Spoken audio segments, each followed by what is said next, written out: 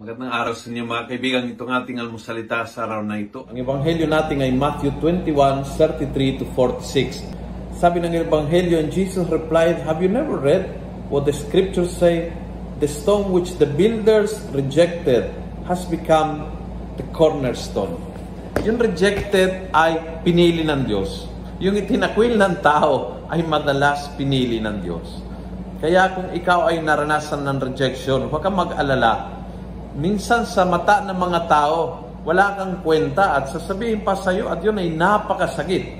Pag tinuring kang isang taong walang kwenta, isang walang kwentang ama, o isang walang kwentang anak, o isang walang utang na loob na pamangkin, masakit pakinggan yan. Ngunit tandaan mo, the stone which the builders rejected has become a cornerstone. Yung cornerstone is yung piling-pili na bato.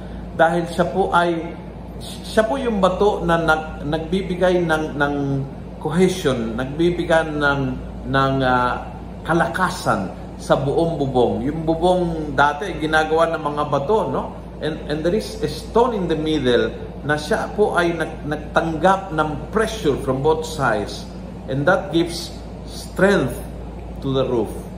Yung walang kwenta, yung itinatakwil, yung nire-reject, yan ang pinili ng Diyos at ginagawa cornerstone. And sa buong kasaysayan, makikita mo yung mga tao na sa mata ng iba ay walang kwenta. Si David, si Elizabeth, si Maria, si Jesus. Can anything good come out of Nazareth? Sabi ng mga tao. St. John Marie Vianney na tinanggal ng seminaryo, pinauwi dahil mahina. At marami pang iba, napakarami mga taon rejected, but this tao were pinili. So yung mahalaga ay hindi kung itinakwil o pinili, kundi kanino kang rejected at sino naman ang namili sa'yo. Kasi that's our greatness. Rejected by many, okay lang, but chosen by God. Yun po ang ating kalakasan. So remember today and remember sa panahon na ikaw ay itinakwil. Maring itinakwil ng marami but not itinakwil ng Diyos. At pinili ng Diyos. At yun ang pinakamaganda.